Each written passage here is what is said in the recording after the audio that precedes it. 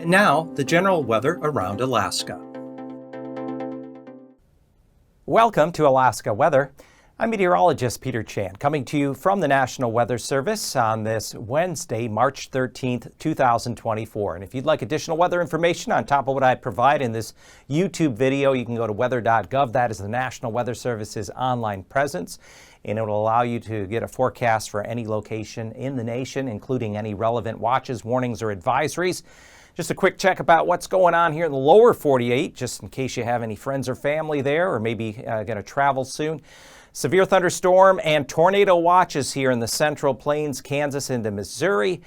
Potential for a few tornadic storms as we go into this Wednesday night. We have critical to extreme fire weather conditions across North Texas, the same areas that experienced the largest wildfires in Texas history. And then this low pressure out here in the central Rockies producing a plethora of winter weather advisories and winter storm warnings. Here in Alaska, we continue to have very cold temperatures linger across areas of the north and west with low wind chill readings, a number of wind chill warnings and advisories I'll show you.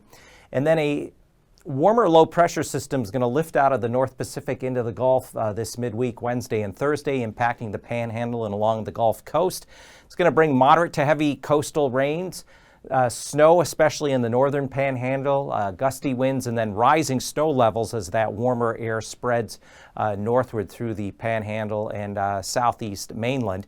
And overall, we are looking for a warmer weather pattern to develop across the state next week, with things drying out in the southeast, finally a bout of drier weather, and then an increase in precipitation, snow and some mixed precipitation on the west side of the state coming in off the Bering Sea, as we get just past the spring equinox coming up next week. But in the meantime, cold places. New Exit once again had the state's low temperature this morning, 43 below zero as of early afternoon, 33 below, and the winds are going to pick up a little bit there again tonight. They could have wind chills as cold as 65 below.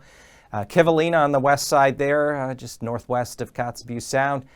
Some blowing snow this afternoon. Winds have been gusting up over 30 miles an hour, and with wind chill temperatures down there in the 30-40 below zone with air temperature at 4 below zero. And then as we move over toward the Panhandle, northeastern Gulf Coast, Chilkat there in the northern Panhandle, the clouds are lowering and snow breaking out. The heavy snow is going to fall there in the northern Panhandle along the Haines and Klondike highways this evening through Thursday morning. I'll highlight that in a moment. And then Sitka, the rain and wind beginning to move in there as well. Southeast winds picking up out ahead of a warm front, temperature at 43 degrees as of early this afternoon. A little bit of history here as far as when it comes to aurora displays. Those of you may remember March 13th, 1989, already 35 years ago, the greatest solar storm of the space age. We had this massive X-class flare produce this CME that just pounded the Earth. It caused a power outage, blackout in eastern Canada, Quebec, and blood red auroras were visible as far south as the Caribbean in the northern hemisphere. A most spectacular event. I remember that, watching it from Michigan. Equinoxes, well, especially around March, have the highest incidence of aurora activity. So far this month has been relatively quiet. We've had a fair amount of cloud cover in some areas. Solar activity is currently low, just some of the normal quiet form auroras that we typically see, but no big disturbances heading our way here anytime soon. Last quarter moon will be Saturday evening. Actually, that should be first quarter. I forgot to change that. First quarter moon, Saturday evening, March 16th, and then a week later from that, we'll have the full worm moon of March. So looking at the hazardous weather, first things first, we have in these areas of red, wind chill warnings, wind chills as cold as 65 below along the Arctic coast through Anaktuvuk and Adigan passes, and then wind chill advisories, cold foot and on along the west coast here, including Kotzebue Sound, all of the Seward Peninsula, the east side of Norton Sound. These wind chill advisories are in effect into Thursday. They could be extended further because areas along here will still see breezy conditions combined with sub-zero air temperatures here through the end of the week and even into the weekend.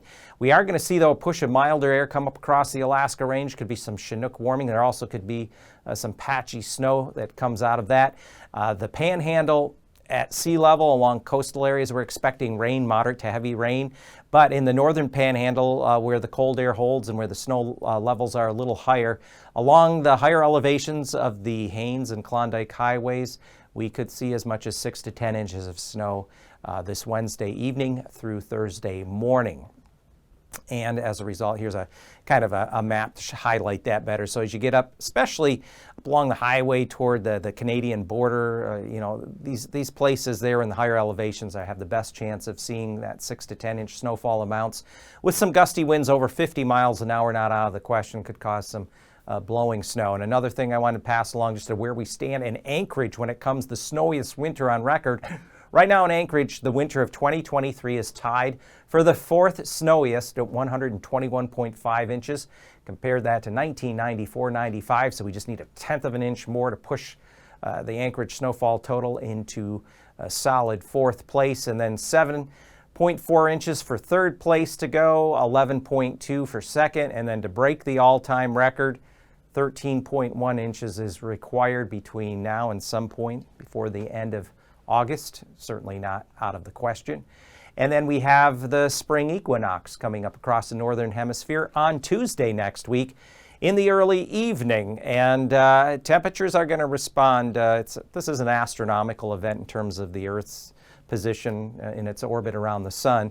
But we are actually going to have some milder temperatures arriving next week, and many areas will feel it. So looking at what we have here this Wednesday afternoon, we have the moisture pushing up along the Panhandle. We're going to get some gustier winds, rain along sea level with rising snow levels, the best chance of heavier snowfall there, and then far northern Panhandle. Otherwise, that low is going to come on shore near and just east of Cape Suckling on Thursday morning, and some of that moisture will spread further northward up across the southeast mainland interior around the Wrangell, St. Elias Mountains, some heavier snow possible. Back here in the north, the Arctic air is just holding over the north slope and along the Arctic coast. And as we also have cold air along the west coast, but not as cold as it's been up here. We've had low temperatures, 40, 45 below for several days now up that way.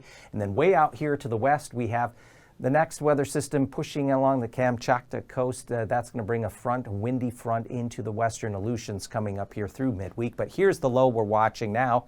This low lifts out of the North Pacific across the Central Gulf, and then it's going to move up into the North Central Gulf Coast.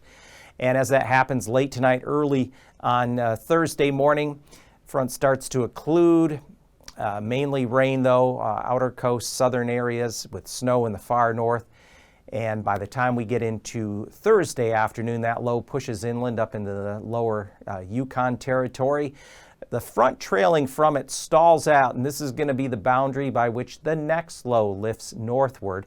Meanwhile, the low that's along the Kamchatka coast is going to work its way northeastward, and this front will arch out ahead of it, impacting mainly the western half of the Aleutians with high pressure in place, Gulf of Anadyr up through the Chukchi Sea and along the north slope. That feature will tend to hold.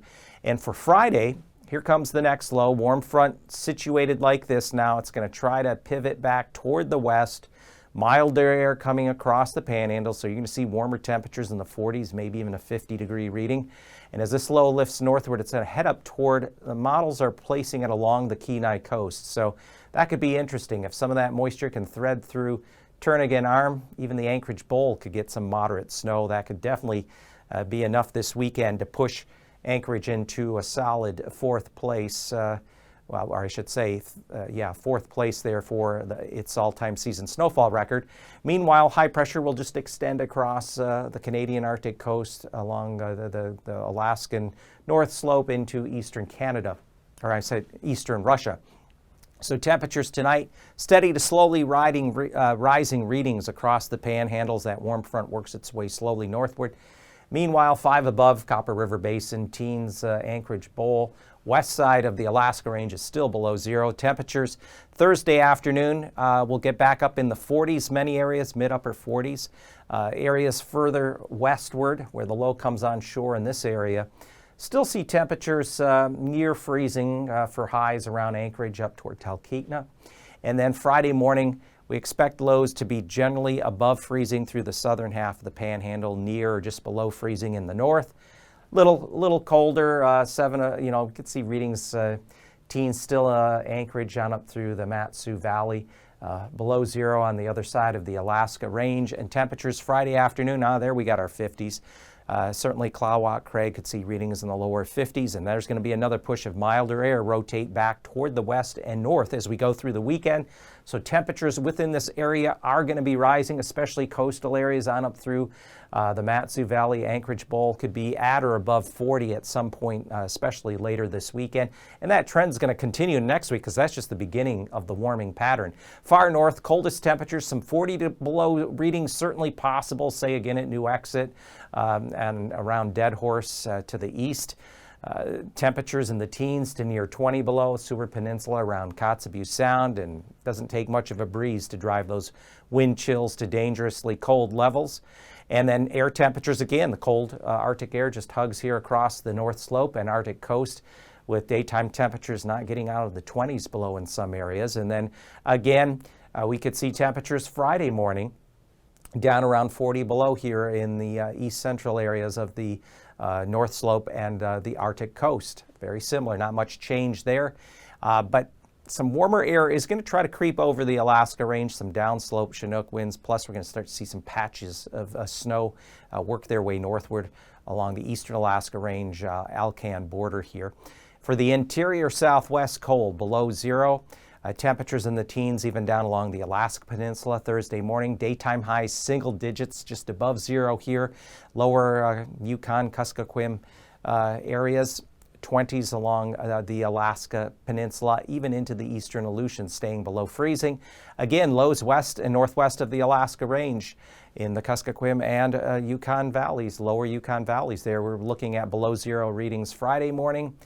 And then Friday afternoon, temperatures may get back up again, just single digits to near 10 above, and temperatures still below freezing along the Alaska Peninsula, but the pattern will be shifting next week. We're going to start to see a southerly flow of air coming up out of the North Pacific and lower Bering, and this is going to help to moderate temperatures across this area here as we go through the middle of next week. So you have to wait a little longer. The Panhandle gets the warming early on, but as we go through latter part of next week, so March 19th, that's Tuesday, on up through the end of next week, we are anticipating temperatures to be above or even much above normal here in the west side of the state.